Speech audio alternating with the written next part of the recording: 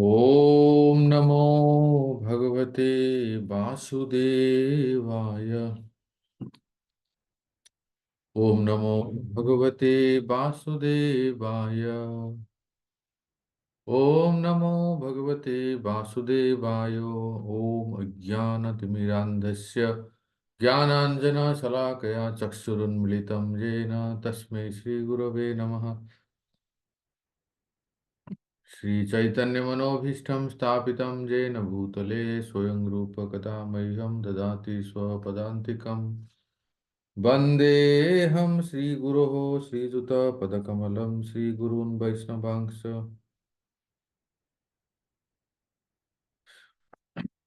श्रीराधा कृष्णपादान् सहगण ललिता श्रीविशाखान्तांश्च। नमो विष्णुपादाय कृष्णपृष्ठाय भूतले श्रीमते भक्तिवेदान्त स्वामिनिति नामिने। नमस्ते सारस्वती देवे गौरवाणी प्रचारिणे निर्विशेष शून्यवादी पाश्चात्य देश तारिणे।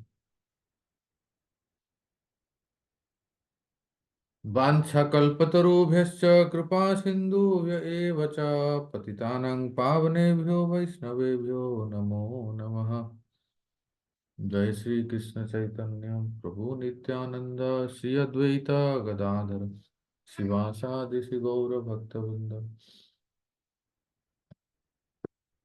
हरे कृष्ण कृष्ण कृष्ण हरे हरे, हरे राम राम राम हरे हरे। इति नन्दादय गोपा कृष्ण राम कथां मुदा कुर्वन्त रममाणश्च नाविन्दन् भववेदना। श्रीमद् भागवतम 10वां स्कंद में 8वें अध्याय में वर्णन है भव वेदना। इस संसार में प्रत्येक व्यक्ति को ये जो तरह तरह के कष्ट, कुछ कह रहे थे प्रभु जी। हाँ, हरे कृष्ण प्रभु जी, अपनी बात चल रही थी ना उस दिन कि हम्म। जब एक्ट करते हैं भगवान, मतलब जैसे नॉर्मल एक्ट करते हैं तो वो उस एक्शन एक्ट में खो जाते हैं। जैसे राम का एक्ट किया, कृष्ण का एक्ट किया, सीता मैया का एक्ट किया। लेकिन मैंने आपसे प्रश्न पूछा था प्रभु जी कि ये जो माया है, योग माया, उसमें भगवान कैसे खो जाते हैं? वो तो उनके अधीन है ना। तो मतलब भगवान को वो कैसे वो कर लेते हैं, और भगवान ये कैसे भूल जाते हैं कि मैं वो कर रहा हूँ? वो एक्ट कर रहे हैं या फिर वास्तव में उसमें खो जाते हैं? ऐसा मेरा प्रश्न था, और आपने सॉरी आपने बोला था याद हम्म। दिलाना, तो इसके जी लिए जी जी। मैंने बहुत अच्छा प्रभु, धन्यवाद। तो उसको हम सुनते हैं। तो पहले इसको जो श्लोक बताया मैं 10वें स्कंद के 8वें अध्याय का जो श्लोक है कि भक्तों आप सबको भी ये महसूस होगा कि इस संसार में रहना इतना आसान नहीं है। तरह तरह के आपदाएं, चुनौतियां, कैसे मानसिक, शारीरिक, आध्यात्मिक आदि भौतिक दैविक इत्यादि बहुत सारे कष्ट आते हैं। और मन कई बार उसमें उद्विग्न हो जाता है। तो क्या करें कि इतने सारे जो भी, जितने भी परेशानी, जो भी चिंताएं, जो भी अड़चने चुनौतियां आए उससे प्रभावित ना हो। ये एक एक आर्ट है। That's called art of living. हम कहेंगे आर्ट ऑफ रीलिविंग। तो वो आर्ट क्या है? ब्रजवासियों से सीखना है। ब्रजवासी कहते हैं इति नंदादय गोपा। ये जो ब्रजवासी हैं, नंद आदि गोप, माँ यशोदा इत्यादि जो भी है, ये इनके जीवन में भी बहुत सारे अड़चने चुनौतियां तरह तरह के आते थे। कभी कंस के द्वारा तो आए दिन कुछ ना कुछ उत्पात मचा रहे थे। कभी देवराज इंद्र, कभी ऐसा, कभी बहुत सारे संकट विपत्तियां आती थी। तो वो कैसे अपने आप को बैलेंस कर पाते थे, कैसे अपने आप को श्रृंखलित और विना विचलित किए हुए वो रह पाते थे। देखिए, आप तो ये भी जानते होंगे, दामोदर लीला के बाद उपनंद महाराज ने एक मीटिंग बुलाई गोकुल में, और उसमें सबको उन्होंने कहा कि आप सब देख रहे हैं कि जब से लाला प्रकट हुआ है तब से बहुत सारे विपत्ति आपदाएं आ रहे हैं। तो क्या किया जाए इन विपत्तियों से? अब देखिए, कुछ तूफान नहीं, कोई कोई साइक्लोन नहीं, अचानक इतने बड़े बड़े लंबे वृक्ष जो है धड़ाम से आवाज करके गिर गए। ये तो अच्छा हुआ कि दोनों पेड़ बच्चे को स्पर्श नहीं किए, बच्चा बीच में आ गया। उनको क्या पता इस बच्चे ने ही गिराया। तो इसके बाद उनके वो एक इष्ट गोष्ठी किए, मीटिंग किए। उन्होंने कहा कि हम लोग अब यहाँ नहीं रहेंगे, अब यमुना के उस पार चले जाएंगे, पश्चिम तट पर। यमुना के पूर्वी तट पर महावन है, तो यमुना के पश्चिम तट पर हम आ जाएंगे, जहाँ हमारे पूर्वज थे, अर्थात महाराज पर्जन्य जहाँ थे पहले, उसको कहते हैं यमुना के पश्चिम तट पर वृंदावन है। तो मैं आपको ये क्यों बता रहा हूँ कि उनके जीवन में भी रोग व्याधि बीमारी विपत्ति जैसे हम लोगों को होता है, कई तरह की चुनौतियां आते हैं, ब्रजवासियों को भी इस प्रकार के कई तरह के चुनौतियां अभी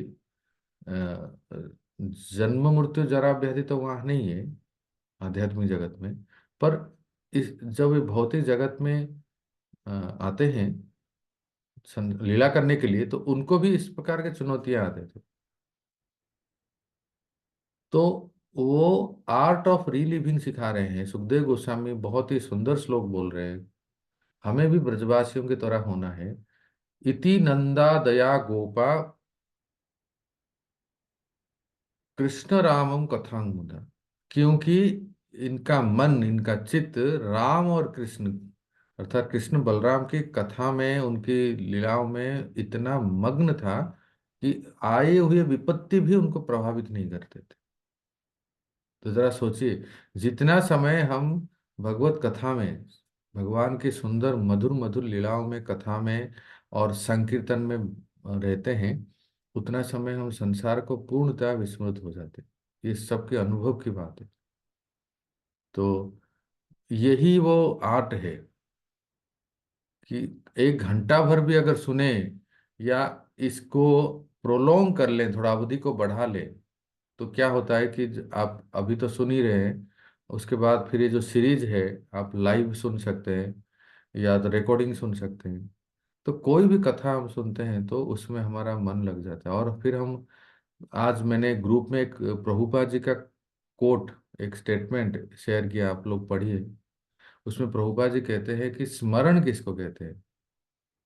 जब हम अच्छी तरह से श्रवण करेंगे, वो भी भगवत लीलाओं को, और फिर हम उसको किसी को सुनाएंगे, तो हो गया कीर्तन।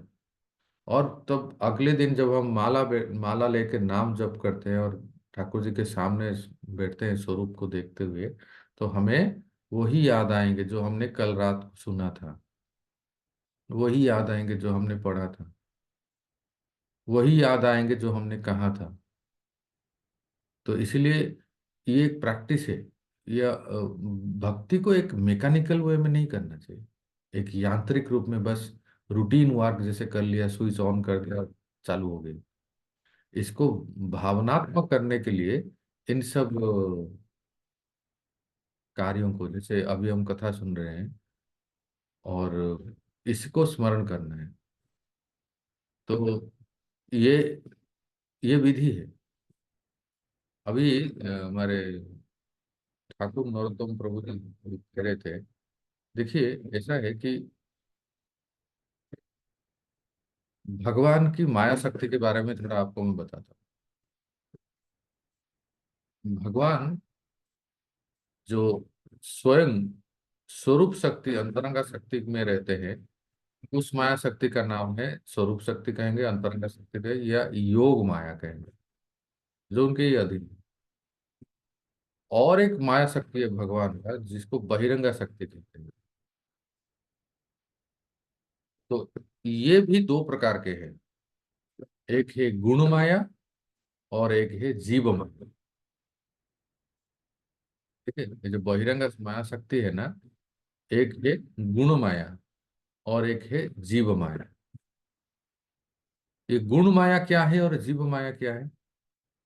संक्षेप में, कि जब सृष्टि होती है, सृष्टि का कार्य प्रारंभ होता है, तो महाविष्णु, जिनको हम कहते हैं कारणोदकशाई विष्णु, उनके रोमकूप से अनंत कोटि ब्रह्मांड निकलती है, जिसको सेल्स कहते हैं इंग्लिश में। ये जो ब्रह्मांड है, जो अनंत कोटि ब्रह्मांड प्रकट होते हैं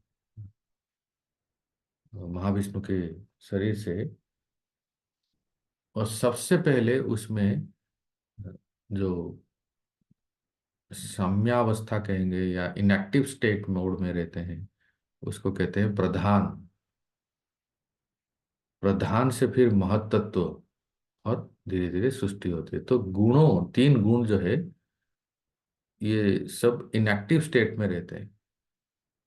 तो जो ब्रह्मांड की सृष्टि होती है महाविष्णु के रोमकूप से, ये किस माया के प्रभाव से? गुण माया के प्रभाव से ब्रह्मांड की सृष्टि हो गई। तो केवल ब्रह्मांड की सृष्टि होने से तो काम नहीं बनेगा ना।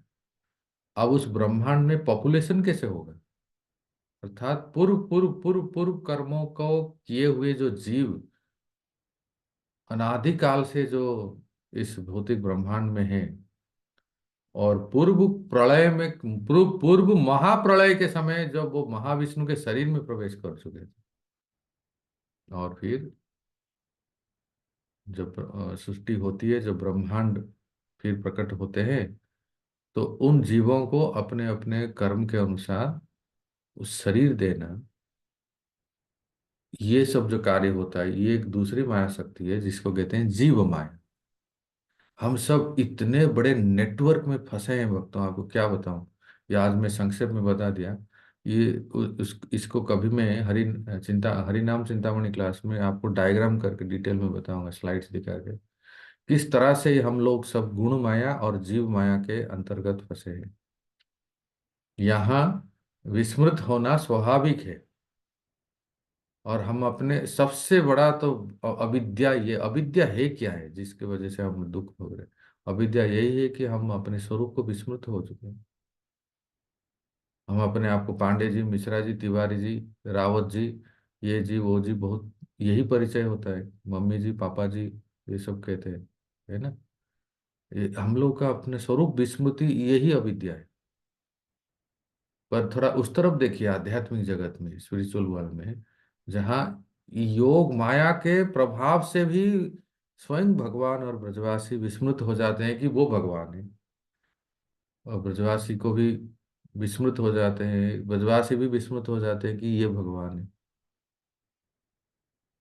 जब एकादशी आ रही ना परसों, एकादशी के दिन ब्रह्म मुहूर्त में, समय से पहले नंद बाबा ने यमुना स्नान करने गए, तो क्योंकि समय से पहले वो उस जल में प्रवेश किए थे, इसलिए वरुण जी के अनुचरों ने उनको हरण करके ले गए। और इधर हल्ला क्या हो गया कि नंद बाबा खो गए। पूरे ब्रज में हल्ला हो गया, सब लोग रोने लगे। मैया तो इतना रोने लगी, कन्हैया कन्हैया तेरे बाबा कहाँ चले गए हो। सब लोग, और किसी को पता नहीं था। और फिर पूछते पूछते, उनके साथ कौन कौन गए थे उनको पूछो। जब पूछने लगे तो पता लगा कि ये तो नदी में स्नान करने गए और बाहर नहीं आए। तो भगवान समझ गए कि लीला क्या है। तो भगवान गए स्वयं अपने पिताजी को उद्धार करने के लिए, वरुण लोक में गए। बड़ी लंबी कथा है, पर मैं आपको पॉइंट की बात क्या बता रहा हूँ। वरुण लोक में जाके वरुण देव ने भगवान की बहुत अगवानी की, स्वागत किए, और पिताजी को वापस लेके आए। इस घटना को नंद बाबा ने आके गांव में बताया कि मैं तो एक तरह से मर ही गया था, मेरा मेरा पुनर्जीवन हुआ। नंद बाबा रिटर्न्स हो गया। तो ये सब सुन के ब्रजवासी कहने लगे, अरे बाबा, तुम ये बताओ तुम्हारा लाला कौन है, क्या है, तुम्हें कहाँ लेके गए? तो सारे ब्रजवासी आके कन्हैया से कहते हैं, कान्हा, तुम कौन हो, तुम कौन से लोग की बात कह रहे हो?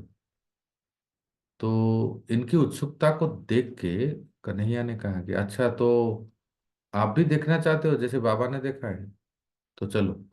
तो इन सबको लेके गए, और आज जहाँ आप ब्रह्म कुंड देखते हैं, कई बार ये भी वर्णन है, अक्रूर घाट, वहाँ पहले ब्रह्म हृद था जहाँ अक्रूर जी स्नान किए थे। तो उस यमुना जी के जो ब्रह्म हृद है, वहाँ कहे कि आप सब लोग इसे यहाँ डुबकी लगाइए। तो सारे ब्रजवासी कृष्ण के कहने पर सब डुबकी लगाए, और डुबकी लगाते ही किसी दूसरे लोक में पहुंच गए। वहाँ क्या देख रहे हैं? वहाँ देख रहे हैं कि अरे, यहाँ तो बड़े अद्भुत है सब, बड़े ऐश्वर्यशाली सब, पूजा पाठ सब स्तुतियां कर रहे हैं।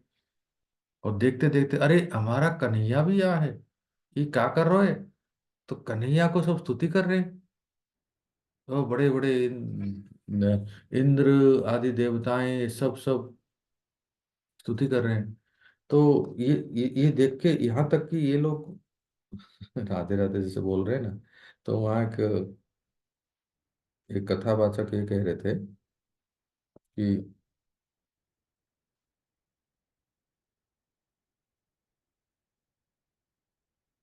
एक सेकंड रुके, इसको साइलेंट कर लेता हूँ।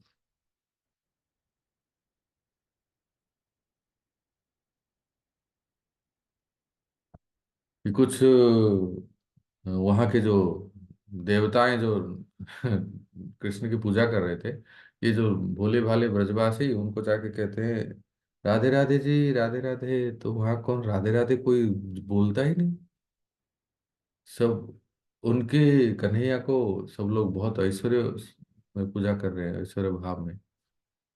तो आचार्यगण टीका में कहते हैं, ब्रजवासियों को कन्हैया ने जो श्लोक को दिखाया, वो गोलोक का ही एक भाग है जिसको कहते हैं ऐश्वर्य गोलोक, जहाँ राधा कृष्ण ही है, पर उनकी कैसी पूजा होती है? बिल्कुल ठाट बाट से, षोडश उपचार से, विधि विधान से, ऐश्वर्य भाव से पूजा होती है। तो ये वैकुंठ का ही जैसा एक है, तो उन्होंने उस स्वरूप को दिखाया। तो कहने का अर्थ है कि एक तो आपने ये देखा, और जहाँ माधुर्य गोलोक है, जहाँ हमें जाना है, हम सबको माधुर्य गोलोक में जाना है, जहाँ स्वयं योग माया के प्रभाव से स्वयं भगवान भी भूल जाते हैं कि मैं भगवान हूँ। और ब्रजवासियों को वहां अच्छा नहीं लगा, तुरंत ब्रजवासी लोग वापस आ गए, और बातचीत करने लगे, रे कन्हैया कहाँ ले गए हो हमको, कहाँ ले गए थे, ऐसे बात करने लगे। उनको बिल्कुल अच्छा नहीं लगा।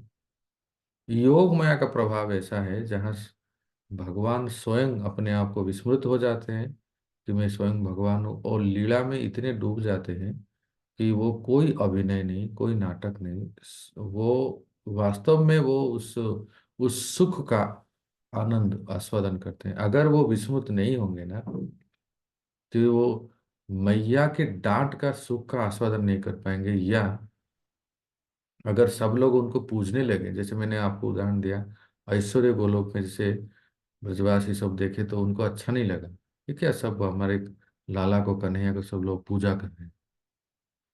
तो योग माया के प्रभाव से अगर स्वयं भगवान विस्मृत नहीं होंगे, तो सब लोग उनको पूजा करेंगे, फिर उनको भी अच्छा नहीं लगेगा। और उस योग माया के प्रभाव से ब्रजवासी भी भूल जाते हैं कि ये साक्षात भगवान है करके। जैसे मैंने उदाहरण दिया वो, कि अभिनय करने वाला, कोई श्री राम बनते हैं, कोई कृष्ण बनते हैं, कोई जो भी अभिनय करते हैं, उस समय वो कोई, जैसे हम लोग देखते हैं रामानंद सागर के रामायण में, उस समय वो कोई ना दीपिका है ना अरुण गोविल है। वो वो उस अभिनय में इतना तल्लीन हो जाते हैं, वो अपने आप को राम स्वरूप में वो प्रकट कराते हैं। तो जो जितना अपने आइडेंटिटी को भूल के उस अभिनय में निखर के प्रकट होता है ना, वो ड्रामा, वो सीरियल, वो अभिनय बहुत अच्छा होता है। ये सब जानते हैं। इस उदाहरण से आप समझ सकते हैं कि योग माया भगवान की ही अपनी शक्ति और उस योग माया से भगवान स्वयं विस्मृत हो जाते हैं।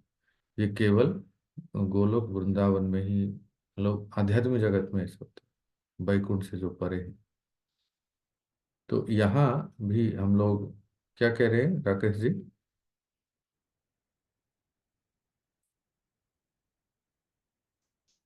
राकेश, कह रहे हैं राकेश प्रभु जी। बोलो। प्रभु जी मैं ये पूछना चाहता था।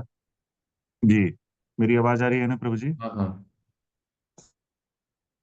प्रभु जी, यानी कि योग माया से भगवान का ये विस्मित होना भगवान की इच्छा पे ही निर्भर है, हाँ क्योंकि ऐसा भगवान चाहते हैं। बिल्कुल। यही ना भगवान की, प्रभु जी? हाँ जी हाँ जी, भगवान की इच्छा से ही, भगवान की अपनी ही शक्ति भगवान को विस्मृत करा देती है, जिससे भगवान उस सुख को आस्वादन कर पाए, उस लीला को आस्वादन कर पाए। अगर यशोदा मैया डर जाएगी, अरे ये तो भगवान है, इनको मैं कैसे बांधूं, तो भगवान उस माँ वात्सल्य रस को आस्वादन नहीं कर पाएंगे। तो ये साधारण व्यक्ति भी हम लोग देखते हैं ना, हमारे जो पारिवारिक संबंध में भी, कि हम लोग भी एक्सपेक्ट करते हैं कि हमारे जो पति पत्नी या पुत्र संतान आदि, अब पिता को पिता के जैसा ही स्नेह श्रद्धा से हम माता पिता को व्यवहार करते हैं। और हमेशा अगर पिताजी अगर सुप्रीम कोर्ट के जज हैं या हाई कोर्ट के जज हैं या कोई बड़ा गेजेटेड ऑफिसर है, और घर में भी वही सलामी हुजूर चलना होने लगे, तो अच्छा नहीं लगता ना किसी को भी, है ना, ये समझ सकते हैं। मैं ऑफिस में हूँ मैनेजर या बड़े जो भी अफसर हूँ, पर घर में आने के बाद तो मैं एक सामान्य पिता हूँ और मैं पति हूँ, इस तरह से व्यवहार सबको अच्छा लगता है। तो इसे ही समझ सकते हैं। तो अभी हम लोग लीला में प्रवेश करेंगे। देखिए, हमने यहाँ तक सुना कि पौर्णमासी श्री कृष्ण जो द्वंद में है कि अब मैं क्या करूं, किसको बताऊं मेरे हृदय की बात, तो पौर्णमासी को जो बताया, पौर्णमासी ने सांत्वना दिया, बस श्याम सुंदर आप चिंता मत कीजिए, मैं इसकी व्यवस्था करता हूँ कैसे आप गोपियों से मिलेंगे, और आपकी आपने जो उन उन सबको वचन दिए थे कि मैं आपको स्वीकार करूंगा आप सबको, तो वो भी पूर्ण होगा। वहां कृष्ण को समझा के उनको बता के फिर इस तरफ जब आते हैं, तो एक दिन देखते हैं कि जब पूर्णमासी जी वृंदा देवी वन में जाते हैं, तो एक एक बार देखते हैं कि सारे गोपियां और प्रमुख श्रीमती राधा रानी, ये सारे गोपियां जो हैं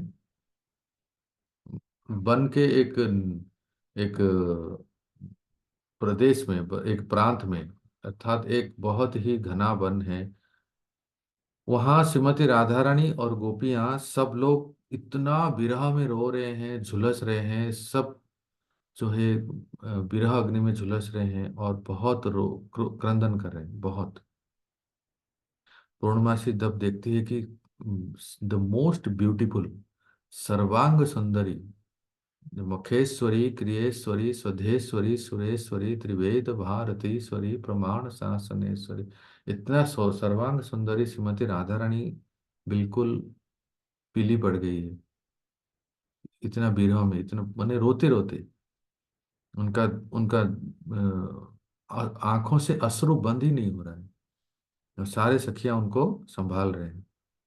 पूर्णमासी और बृंदा देवी को देख के श्रीमती राधा रानी थोड़ा अपने आप को संभाले और देखे कि हमारे यहाँ दो महान अतिथि आए हैं। तो राधा रानी जो है पूर्णमासी को प्रणाम की और उनकी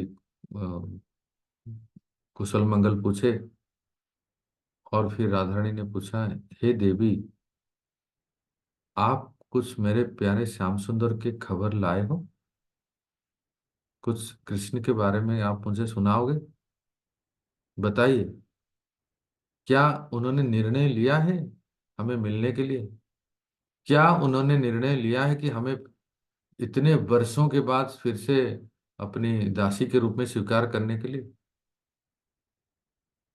या हमें ऐसे ही अ, उदासीन होके हमें नहा नहीं मिलेंगे और ऐसे तड़पा तड़पा के मारेंगे, बताइए, क्या आप कौन सी खबर लेके आए हैं। इस प्रकार से श्रीमती राधा रानी पूछ रही है। अब पूर्णमासी को पता है कि कृष्ण भी मिलना चाहते हैं, और कृष्ण भी उनको स्वीकार करना चाहते हैं। वो पर वो इतने वर्षों के बाद आए हैं, तो समाज का लाज, संकोच, शर्म, या जो मर्यादा, ये सब को देख के वो कुछ बोल नहीं पाते हैं।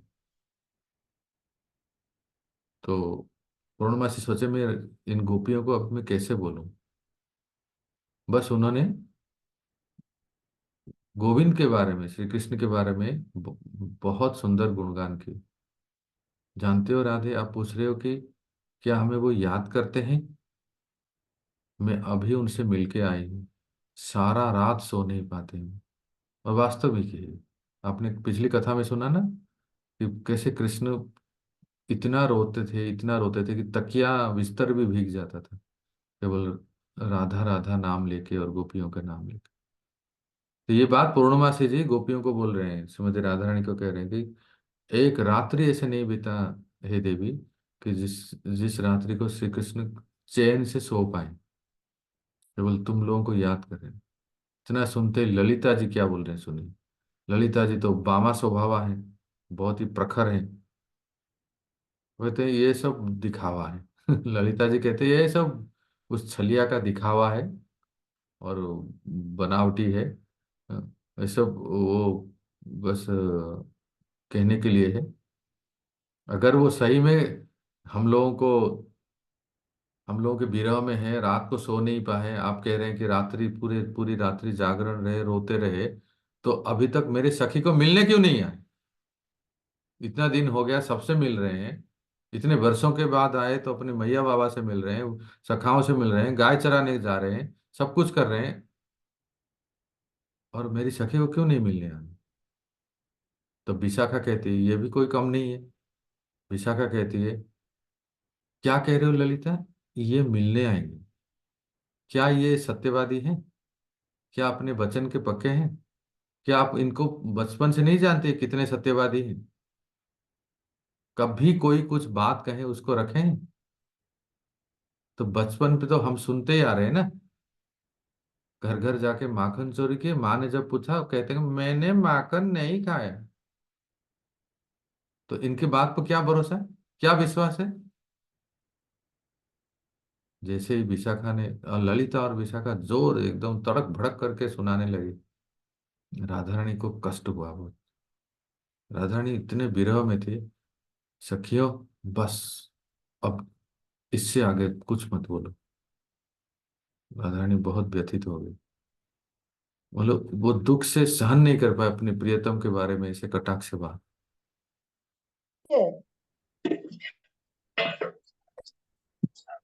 इन लोगों को क्या हो जाता है, बीच में अनम्यूट कर देते हैं। आप लोग कथा सुनिए ना, ये सबको एक साथ में अनम्यूट कर देते हैं।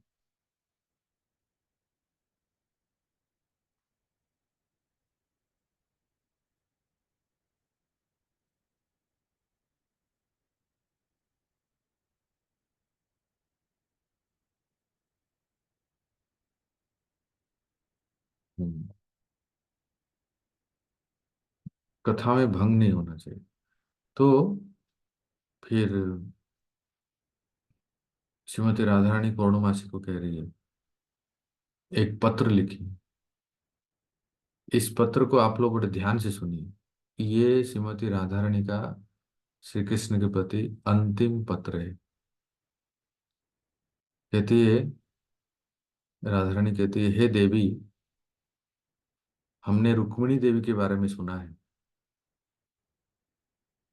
जो कि कृष्ण को चरण कमल को प्राप्त करने के लिए सब कुछ उन्होंने त्याग दिया। कितना सब कुछ, अपना मर्यादा, लोक लज्जा और अ, कुटुंब के सारे रिश्ते नाते, सब कुछ उन्होंने श्री कृष्ण को प्राप्त करने के लिए। उसी प्रकार से हम भी अभी और बहुत हो गया, अब हम सहन नहीं कर पाएंगे, हम भी सब कुछ त्याग के या तो श्री कृष्ण इस जीवन में मिलेंगे, नहीं तो हम प्राण नहीं रख पाएंगे। अब वो पत्र में क्या लिखा है सुनिए, इसको मैं पढ़ के सुनाता हूँ आपको। कहते हैं राधा रानी, अगर श्री कृष्ण द्वंद्व में है, हम सबको अपनी पत्नी के रूप में स्वीकार करने के लिए। उनमें साहस नहीं है, उनमें अ, धर्म की बात कहते हैं। मतलब वो कह रहे हैं कि हमारी जो नैतिकता, हमारी हमारी जो वैल्यूज, ये किसी भी प्रेम से बहुत ऊंचा है। मतलब हमारा प्रेम, हमने जो समर्पण किया है, हमने जो त्याग किया है इतने वर्षों तक, ये कुछ भी नहीं है उसके सामने। अगर ये चाहते हैं श्री कृष्ण कि मेरा मेरा कर्तव्य, मेरा धर्म ये सर्वश्रेष्ठ है। अगर नंद बाबा, नंदराज को संकोच होता है कि हमें अपने घर में बहू के रूप में स्वीकार करने के लिए, अगर सारे ब्रजवासी ये सब हमें, हमारी प्रेम को, हमारी समर्पण को निंदा करते हैं कि श्री कृष्ण से प्रेम करना ये सबसे बड़ा गलत कार्य है, अधर्म है, अगर सब यही स्वीकार करते हैं तो ये हमारा अंतिम क्षण है। और इसके बाद ये लिखे हैं वो, कोई भी किसी प्रकार की सांत्वना, समझाना, ये सब आप सब भूल जाइए, हम उसको अब स्वीकार नहीं करेंगे। हम अपने जीवन को और धारण नहीं कर सकते। अगर ये जीवन श्री हरि के लिए समर्पण नहीं हुआ, उनकी सेवा में नहीं हम अपने आप को लगा पाए, तो फिर किसी किसी और के सेवा में नहीं रहेगा, और यही हमारा अंतिम है। तो ऐसा कहते हुए राधा रानी ने जो पत्र लिखी थी उसको पौर्णमासी को उन्होंने दिया। इतना सुनते ही वृंदा देवी फूट फूट के रोने लगी। उसने कहा, राधा रानी आप क्या कह रहे हैं? आप शरीर प्राण त्याग देंगे, आप जीवन त्याग देंगे? ऐसा नहीं हो सकता, नो नो, नहीं नहीं, ऐसा हो ही नहीं सकता। ऐसा उन्होंने बहुत प्रतिवाद किया। तो एक राधा रानी और सखियां जो है कि अब हमने निश्चय कर लिया वृंदा, अब हमारा ये निर्णय को कोई बदल नहीं सकता। हम लोगों ने पूर्णतः निश्चय कर लिया। जब वृंदा देवी को श्रीमती राधा रानी और सारे गोपियां मिलके एक स्वर में कहे कि हमने अब निश्चय कर लिया है कि अगर श्री कृष्ण इस बार हमें स्वीकार नहीं करेंगे तो ये शरीर को हम त्याग देंगे, और किसी भी तरह से हम प्राण नहीं रख पाएंगे। इतना कहने के बाद उस समय पूरा वातावरण एकदम स्तब्ध हो गया, शांत हो गया। सारे पक्षियां जो आवाज कर रहे थे वो सब शांत हो गए। कोयल की कुहू कुहू बंद हो गई, मोर की आवाज बंद हो गई, पपीहा की पीयू पीयू सब शांत हो गए। वन में जितने हिरन थे, नीलगाय थे, सारे पशु पक्षी सब मोशन लेस हो गए। ये क्या क्या वाक्य बोल दे श्रीमती राधारानी, अब जीवन धारण नहीं करेंगे। यमुना की धारा रुक गई, मंद सुगंध हवा बहना रुक गया। ऐसा मानो कि उस समय सृष्टि में पूर्णतया स्तब्ध हो गया। कुछ क्षण के लिए सारा जगत जो है शांत हो गया। और पूर्णमासी विचार करने लगी, क्या सही में गोपियां इतना बड़ा दृढ़ निश्चय ले लिए कि अब की बार वो जिएंगे नहीं, जीवन धारण नहीं कर पाएंगे? देखता हूँ। तो पूर्णमासी थोड़ा सा वो मन में सोचने लगी, मैं थोड़ा परीक्षा करना चाहती। तो क्या कहने लगी, देखो गोपियों, आप लोग इतना क्यों अधीर हो रही हो? जरा सोचो, आप बचपन से श्री कृष्ण से प्रेम करते हो ना? जब श्री कृष्ण ब्रज में थे, मथुरा जाने से पहले, तब भी आप प्रेम करते थे, और सबके सामने नहीं मिल पाते थे तो रात्रि के समय आप मिलते थे निकुंज में, और तब भी आपका विवाह हो चुका था। ऐसा नहीं कि अभी आपका विवाह विवाह हो गया है। जब श्री कृष्ण ब्रज में थे उसी समय सारे गोपियों का विवाह अपने अपने पतियों से हो चुका था। जब यद्यपि आपका विवाह हो चुका था, उस समय कैसे मिलते थे आप? श्री कृष्ण से, कभी पनघट पे, कभी कुंज में, विशेष करके रास मंडप में आप सब मिलते थे ना। तो अपने पति के अलावा आपका श्री कृष्ण से इतना प्रेम जो था, इतना समर्पण था, जिसको आप परकीय भाव कहते हैं, तो अब भी ऐसे ही है ना। अभी आप इतना अधीर क्यों हो रहे हैं? और मैं तो सोचता हूं कि जिसका विवाह किसी से हुआ है, उससे उसके अलावा किसी और व्यक्ति से जिसका प्रेम होता है, तो उसमें तो बहुत अधिक आनंद है, छुप छुप के मिलने में, और उनकी उनकी पसंद का कार्य करने में। तो ये तो आप लोग आस्वादन कर ही रहे थे, इसमें कोई नई बात नहीं। कृष्ण वृंदावन छोड़ के जाने से पहले आपका ऐसे ही संबंध था, और आप आज भी, आप लोग सब समाज के सामने विवाहित हैं, और श्री कृष्ण आए हैं इतने वर्षों के बाद, तो आज भी आप ऐसे ही उनको मिल सकते हैं। बंसी वादन करेंगे तो आप रास मंडप में और निधि वन में, कुंज में मिल सकते हैं। तो आप इतना अधीर क्यों हो रहे हैं? जब उन्होंने इस प्रकार से बताया, तो श्रीमती राधा रानी और सारे गोपियां जो है, उन्होंने क्या उत्तर दिया, सुनिए सुनिए पौर्णमासी देवी जी, माता जी, सुनिए सुनिए। आप जो कह रहे हैं कि इस प्रकार से मिलना ये बहुत ही आनंद देता है, और इस प्रकार के संबंध रखना भी बहुत ही अच्छा है, परंतु वो समय बीत गया। समय बीत गया इसलिए कि वो एक समय था जब श्री कृष्ण ब्रज में थे, मथुरा जाने से पहले हम लोग का पूर्व राग से नया नया संबंध हुआ, और हम लोग उनकी सेवा, उनकी उनसे उनके प्रति प्रेम आसक्ति जो हमारा स्वाभाविक था। परंतु इतने वर्षों तक हमने जो प्रतीक्षा की उनकी, कि ये हमें बताए थे कि हम सबको स्वीकार करेंगे, और इतने वर्षों तक हमने जो प्रतीक्षा की, और प्रतीक्षा नहीं कर पाएंगे। सब्र की भी सीमा होती है। हमें और धैर्य नहीं है। हम चाहते हैं जो भी हो, अभी श्री कृष्ण हमें बताएं, क्या वो हमें इस बार जो आए हैं दंत वक्र को वध करने के बाद वृंदावन आए हैं, क्या अभी हमें वो स्वीकार करेंगे, या केवल मिलने के लिए आए हैं, सांत्वना देने के लिए आए हैं? राधा रानी अपने, श्रीमती राधा रानी तो सर्वश्रेष्ठ हैं, सभी देवियां उनसे ही प्रकट होते हैं, पर लीला में कहती है कि मैं तो रुक्मिणी देवी को अपना आदर्श मानती हूँ। क्या सुंदर सौभाग्य है उनका,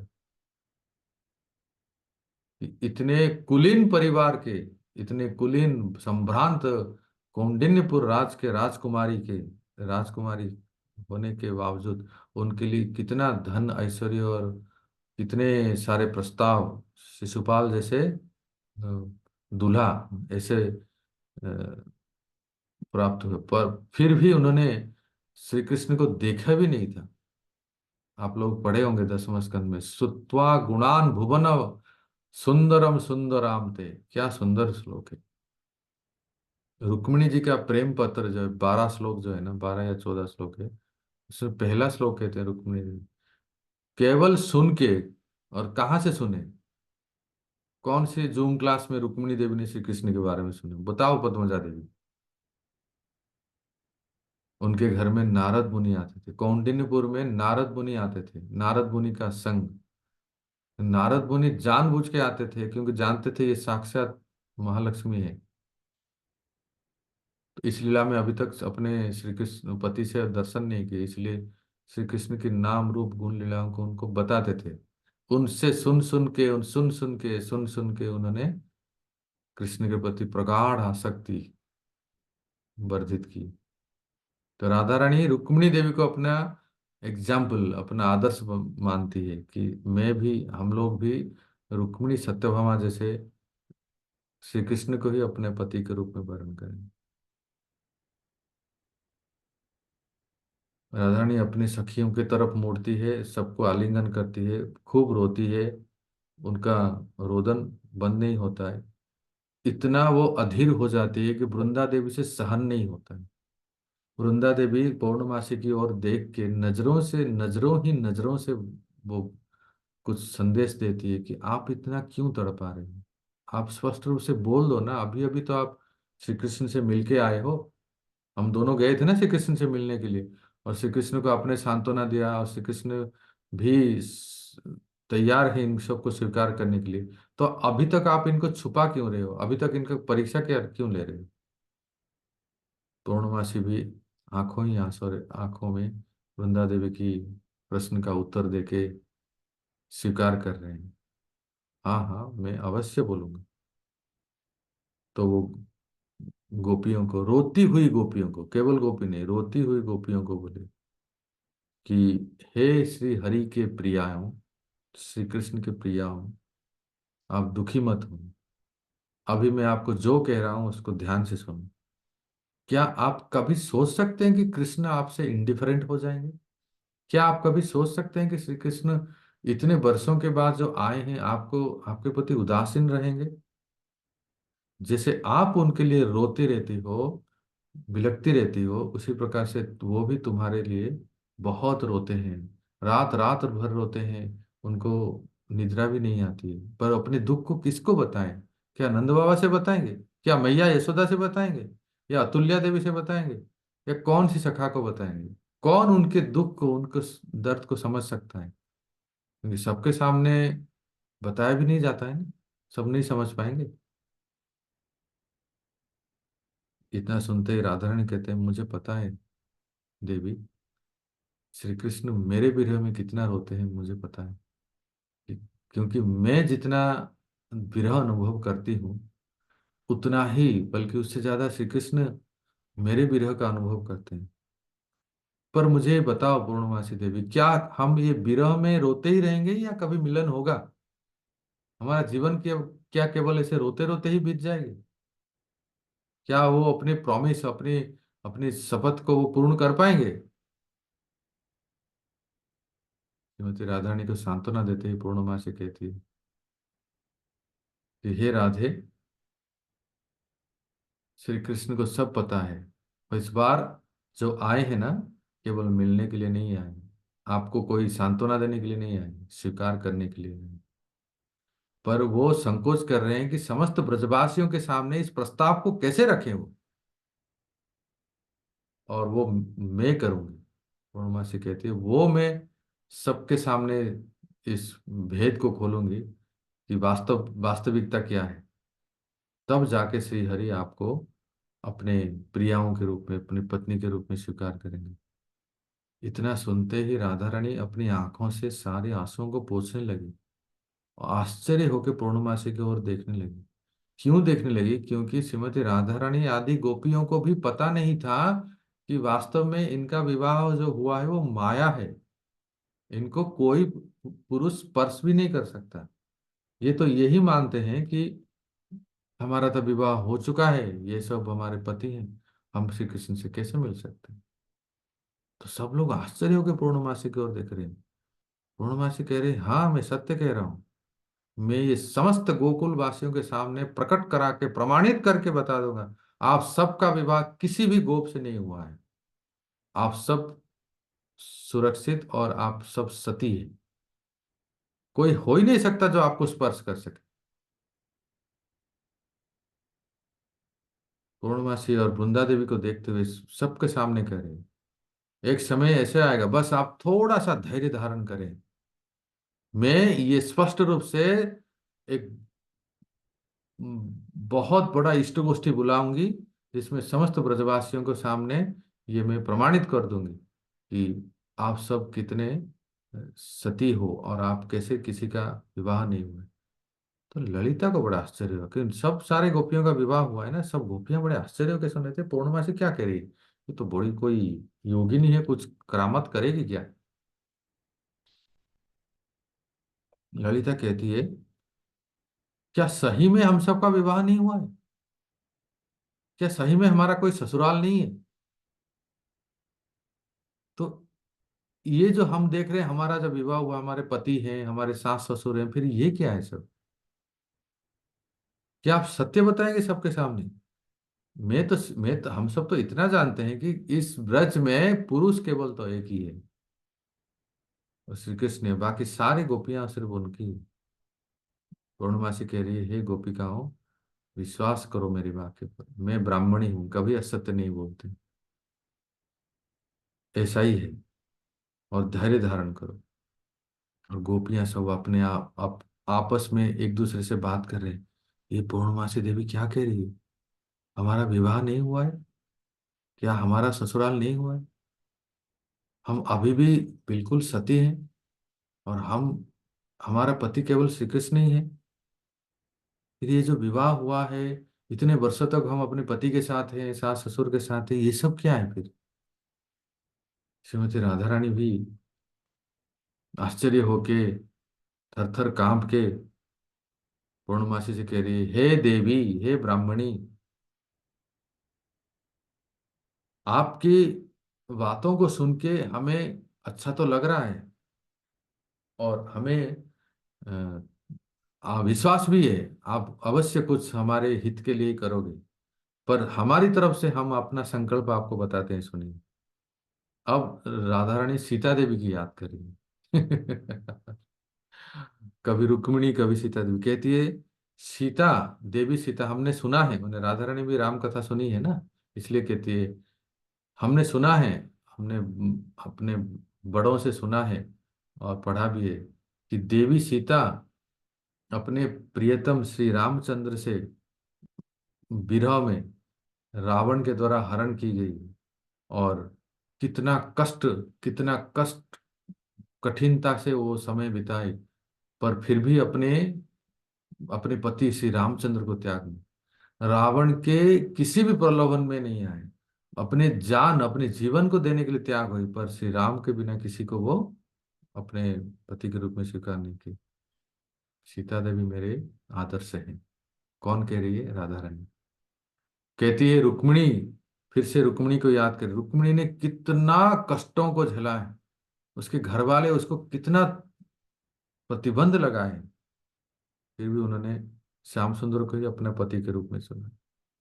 इसलिए हम भी इतने वर्षों तक, हम भी अपने पतियों के साथ हैं, परिवार के साथ है, परंतु हमारा मन और चित्त केवल श्याम सुंदर के लिए ही है। तो वो कहते हैं, जैसे सीता देवी अशोक वन में रहते हुए कभी भी रावण ने उनको स्पर्श नहीं कर पाए, और मैं, हम सब गोपियां शपथ खा के कहते हैं, सपने में भी हमारा मन किसी पुरुष के प्रति, किसी भी गोप के प्रति नहीं गया है, और हम ये भी जानते हैं, कोई भी पति, जो हमारे जो पति हैं, ये जो गोप हैं, हमें इतने वर्षों तक तो कभी कोई स्पर्श भी नहीं किया, और ये बात सत्य है भक्त।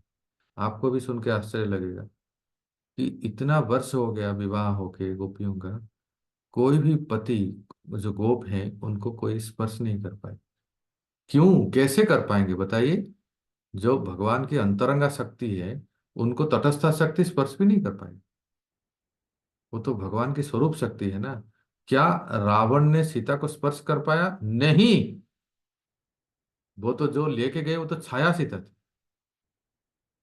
वो प्रतिबिंब है। इस प्रकार से यही गोपियां भी कह रहे हैं कि हमें हमारे पतियां कभी भी स्पर्श नहीं किए।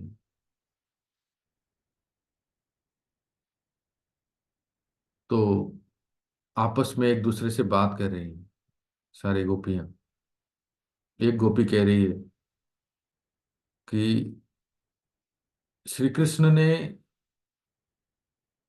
हमें सांत्वना दिए थे जब पहले आए थे, या जब उद्धव जी के हाथों संदेश दिए थे कि तुम्हारे विरह के दिन अंत हो गए, और अभी मिलन का मधुर आस्वादन करोगे। गोपियां, एक गोपी कह रही, मतलब आपस में बात कर रहे हैं, और ये संदेश उद्धव जी के द्वारा भी वो भेजे थे कि मैं आऊंगा आया से, इस वाक्य पर हमें विश्वास है। और ये भी बात करें, आपस में क्या बात करें, देखिए, याद कीजिए वो रास, महारास के समय जिन गोपियों को अपने स्वजन परिवार लोगों ने किवाड़ के अंदर बंद करा दिए, नहीं जा सकती, चलो अंदर। उनको जाने नहीं दिए। तो उन गोपियां समाधि में इतने तल्लीन हो गए कि इस भौतिक शरीर, ये पंच भौतिक शरीर को वहां रहते हुए भी भाव शरीर में वो महारास मंडल में पहुंच गए। ये लिखा है 10वां स्कंद रासलीला प्रसंग में।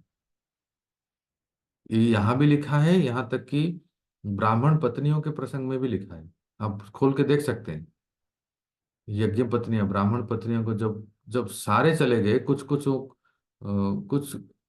सुखदेव गोस्वामी कहते हैं एक ब्राह्मण पत्नी को उसके पति ने हाथ पकड़ के रोक दिया, जाने नहीं दी।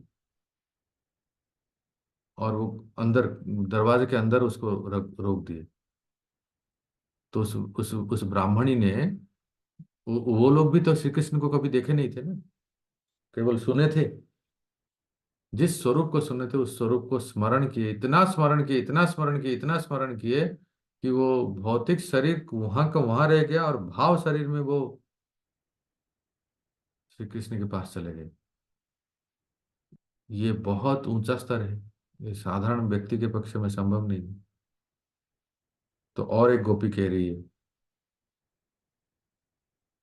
कि हमने भी सुना है कि महात्माओं से श्री कृष्ण अपने शरणार्थियों को, अपने शरण में आए हुए भक्तों को कभी कष्ट, कभी दुख नहीं पहुंचाते हैं। हम सबको वो जरूर उद्धार करेंगे। ये सुनने के बाद कोई तीसरी गोपी बोल रही है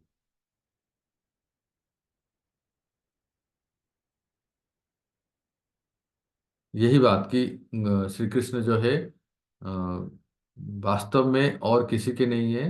उनका नाम ही गोपीनाथ है। सारी गोपियों के वो नाथ है। हम सब गोपियों को वो स्वीकार करेंगे। पर राधा रानी ये सब सुनने के बाद बस होगा कैसे? राधा रानी के मन में ये प्रश्न, ये कैसे संभव होगा? तो सारे गोपियां पौर्णमासी की ओर देख रही हैं। हे देवी जी, आपके ऊपर हमारा बहुत विश्वास है, दृढ़ विश्वास है। आप बताइए, क्या सही में ये संभव होगा? क्या कृष्ण हमारे ऊपर कृपा करेंगे? कैसे वो सामाजिक सामाजिक मर्यादाओं को कैसे वो उल्लंघन करेंगे? जो समाज में जो व्यवस्थाओं को वो कैसे संभालेंगे? अगर हमें वो सब, हम सबको वो स्वीकार करेंगे तो पौर्णमासी जो है, जो सब सब ब्राह्मणियों में श्रेष्ठ है, उन्होंने सारे गोपियों को सांत्वना दिया और अपने हाथ उठा के आशीर्वाद भी दिए। आशीर्वाद मुद्रा में सब सभी गोपियों को बोले, हे मेरी पुत्रियों, आप लोग थोड़ा धैर्य धारण करें। और जो मैंने आपको बताया कि आप सब वास्तव में किसी की पत्नी नहीं हो, ये सब अभी किसी को मत बताइए। मैं समय आने पर सबके सामने ये प्रमाणित करूंगा। आप किसी को मत बताइए, अपने आप में रखिए। और जल्द ही वो समय आएगा, क्योंकि इससे बहुत समय से पहले अगर ये भेद खुल जाती है तो पूरे ब्रज में एक बहुत ही विशृंखल और विचलित का वातावरण हो जाएगा। एक डिस्टरबेंस का सिचुएशन हो जाएगा, परिस्थिति हो जाएगी। और मेरी बात सुनो देवियों, ये जो आपने प्रेम पत्र लिखा है ना कृष्ण के लिए, अभी मैं कहती हूँ, इस प्रेम पत्र को तुरंत मेरे सामने ही यमुना में बहा दो। इसकी और कोई आवश्यकता नहीं है। आप सबके दुख के दिन गए हैं। अभी श्री कृष्ण आप सबको स्वीकार करेंगे। हरे कृष्णा। तो यही विराम देते हैं भक्तों। कैसे योग माया पूर्णमासी सबको समझा पाएगी कि वास्तव में इन सब गोपियों का विवाह नहीं हुआ। ये ये सब जो है श्री कृष्ण की है। ये हम सुनेंगे आगे, कल सुनेंगे। परंतु एक बात मैं आपको यहाँ बता देता हूँ, एक सिद्धांत की बात बोल देता हूँ। वो ये है, जीव गोसाई पाद गोपाल चंपू में इसको वर्णन करते हैं। हालांकि विश्वनाथ चक्रवर्ती पाद का थोड़ा सा मूड अलग है, वो परकीय भाव को ही श्रेष्ठ मानते हैं। पर अगर परकीय भाव अर्थात श्री कृष्ण, श्रीमती राधा रानी आदि गोपियां श्री कृष्ण का के साथ कोई वैवाहिक संबंध नहीं है। जरा सोचिए, यहाँ जब इस धरती पे जब आते हैं ना, चाहे वो सीताराम हो या रुक्मिणी कृष्ण हो या राधा कृष्ण हो, आपके मन में क्या कभी ऐसे प्रश्न होता है कि आध्यात्मिक जगत में रुक्मिणी कृष्ण का ऐसे ही हरण करके विवाह करते हैं? आध्यात्मिक साकेत अयोध्या में क्या सीता श्री राम शिवधनुष को भंग करके सीता जी के साथ ऐसे विवाह करते हैं? आध्यात्मिक जगत गोलोक वृंदावन में क्या श्री कृष्ण का राधा रानी से विवाह होता है? बताइए, आप लोग, पूछ रहा हूं मैं। नहीं बाबूजी। क्या कहेंगे प्रभु राकेश? जी, भगवान तो सबके स्वामी है प्रभु जी, उनको क्या जरूरत है हरण करने की। वो परम भोक्ता है प्रभु जी, और सर्वश्रेष्ठ है। तो भगवान की सारी संपत्ति, जो भी जीव हैं, या जो भी माया योग माया है, उसके स्वामी है प्रभु जी। तो आध्यात्मिक जगत में तो बिल्कुल भगवान को ये सब की जरूरत ही नहीं है। हाँ, आप लोग समझ रहे हैं ना कि देखिए, जैसे आप अब यहाँ रामलीला में हम सुनते हैं, जब जब भगवान श्री राम धरती पे आते हैं भूभार हरण करने के लिए, तब ये शिवधनुष को भंग करना और सीता जी को पूरा पत्नी के रूप में स्वीकार करना, या शिशुपाल को दमन करके जरासंध को दमन करके भगवान रुक्मिणी को हरण करते हैं, ये जो लीला है ये सब भोग वृंदावन के भूमंडल के लीला है। इसका अर्थ एक वाक्य में बताऊं कि विवाह कहते किसको है, जहां एक रजिस्टर्ड, एक अधिकृत विधि से दो एक पुरुष एक स्त्री एक साथ आते हैं और वैदिक विधि विधानों के अनुसार जो पाणी ग्रहण करते हैं उसको विवाह कहते हैं। परंतु श्री कृष्ण राधा, सीता और राम, या श्री कृष्ण या रुक्मिणी, ये तो अनादिकाल से अनंत तक, ये तो ये तो हमेशा के लिए ये दोनों हैं, इन प्रेजेंट टेंस, वर्तमान काल में हम इसको बोले, ये हमेशा के लिए है। तो इनके लिए विवाह करना समाज के सामने कुछ प्रमाणित करके दिखाने की आवश्यकता नहीं है ना। स्पिरिचुअल वर्ल्ड में Radha Krishna are not married. Shri Krishna एक गोप हैं, नंद बाबा के पुत्र हैं। श्रीमती राधा रानी और जो गोपियां हैं ये नित्य गोपियां हैं, और इनका श्री कृष्ण के साथ नित्य प्रणय है। ये सबको आध्यात्मिक जगत में नंद बाबा यशोदा में सबको पता है कि ये प्रभुपाद जी एक जगह पे लिखते हैं इंग्लिश में, मैंने, जैसे हम भौतिक जगत में अब कहते हैं द लवर्स, ये सदा प्रेमी है। श्री कृष्ण नित्य गोप हैं, श्रीमती राधा रानी और सखियां जो उनके नित्य गोपियां हैं, ये प्रियतम और प्रेमी का जो संबंध है वैसा ही है आध्यात्मिक जगत में, ऐसा ही है। तो मेरे कहने का अर्थ है कि वहां सिर्फ, हाँ, मूड भाव बदल जाता है कि कभी कभी वो परख या भाव आ जाता है योग माया के प्रभाव से, अरे कोई देख लेगा, कोई टोक लेगा श्री कृष्ण से मिलने में, एक बस एक एक भय रहता है। वास्तव में कोई नहीं रहता है, ना कोई वो अभिमन्यु है, ना कोई जटिला है, ना कोई कुटिला है। ये सब जो कैरेक्टर है सिर्फ भौतिक ब्रह्मांड में ही, जब भगवान यहाँ आके लीला करते हैं। तो कहने का तात्पर्य है कि मैं आपको क्यों कह रहा हूं कि जीव गोसाई पाद ने जो राधा कृष्ण के विवाह का वर्णन यहाँ कर रहे हैं, जो हम आगे जाके सुनेंगे, श्री कृष्ण सबको स्वीकार करेंगे, फिर तो ये स्वकीय हो गया ना। जबकि श्री कृष्ण और गोपियों का, श्रीमती राधा रानी गोपियों से कभी ऐसे विवाह नहीं हुआ है, दे आर इटर्नल लवर। फिर जीव गोसाई पाद ने ऐसा क्यों किया यहाँ कि श्री कृष्ण का राधा रानी और गोपियों के साथ पाणी ग्रहण भी होता है? इसका कारण ये है, भक्ता सुन लो, इस वाक्य को बोल के मैं विराम देता हूँ।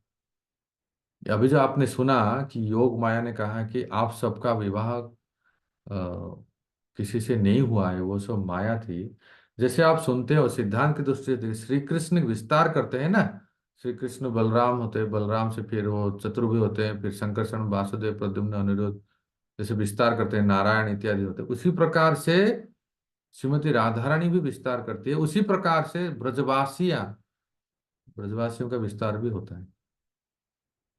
जैसे नंद बाबा गोलोक वृंदावन में उनका विस्तार है वैकुंठ में नंद और सुनंद के रूप में, विष्णुदूत के रूप में। उनका वैकुंठ में भाव अलग है, वो दास्य भाव में रहते हैं, पर गोलोक वृंदावन में वात्सल्य भाव में रहते हैं, कृष्ण के पिता के रूप में रहते हैं। तो जैसे भगवान एक्सपांड करते हैं उस प्रकार से भगवान के परिकर भी एक्सपांड करते हैं। तो अभी जो आप सुन रहे हैं कि सारे गोपियों का श्री कृष्ण सारे गोपियों को स्वीकार करेंगे, फिर उनको अपने प्रेयस पत्नी के रूप में पाणी ग्रहण करेंगे, ये original set of the gopis का एक एक्सपेंशन है। जो वास्तव में जो श्रीमती राधा रानी और जो गोपियां हैं वो कभी श्री कृष्ण से विवाह नहीं करते। गौड़ीय संप्रदाय में राधा कृष्ण का विवाह है ही नहीं। इसको इसको पूरा दिमाग में फिट कर लीजिए। ये आप हमारे ब्रज वृंदावन में देखेंगे ना, ये बहुत बहुत इसका मतलब प्रखर है ये भाव। कई जगह पे राधा कृष्ण के विवाह उत्सव भी करते हैं। नहीं, महाप्रभु का मूड ये नहीं है। गोलोक वृंदावन में राधा कृष्ण विवाह नहीं किए, दे आर इटर्नल लवर। ये श्री कृष्ण नित्य प्रियतम है और श्रीमती राधा रानी गोपियां नित्य उनके प्रेयसी हैं। पर यहाँ जो फिर वही गौड़ीय संप्रदाय के ही आचार्य जीव गोस्वामीपाद ऐसा क्यों वर्णन कर रहे हैं? वो केवल इसीलिए वर्णन कर रहे हैं कि there is one set of gopis, अर्थात जो मूल श्रीमती राधा रानी आदि जो गोपियां हैं जो श्री कृष्ण के ही हैं, उनके एक प्रतिबिंब स्वरूप जो है, जो एक एक्सपेंशन है, एक विस्तार स्वरूप है, जो जिनके मन में एक इच्छा थी कि श्री कृष्ण के साथ जैसे रुक्मिणी सत्यभामा आदि रानियां हैं जो सुख आस्वादन करते हैं, वैसे ही हम श्री कृष्ण के साथ पत्नी के रूप में वो सुख उनको प्रदान करें या आनंद प्रमोद करें। इसीलिए एक उनका विस्तार स्वरूप जो है उनका आगे हम सुनेंगे कैसे श्री कृष्ण उनको स्वीकार करते हैं। अन्यथा जो वास्तविक राधा रानी है, गोपियां हैं, वो नित्य प्रेयसी हैं, पत्नी नहीं। हरे कृष्णा। ठीक है, तो यहाँ विराम देते हैं। आगे बहुत इंटरेस्टिंग आ रहा है, कैसे गोपियों को भगवान स्वीकार करेंगे, कौन सी अग्नि परीक्षा लेंगे हम सुनेंगे कल। तो आप लोग जुड़े रहिए। शिल प्रभुपाद की जय। हरे कृष्णा प्रभु।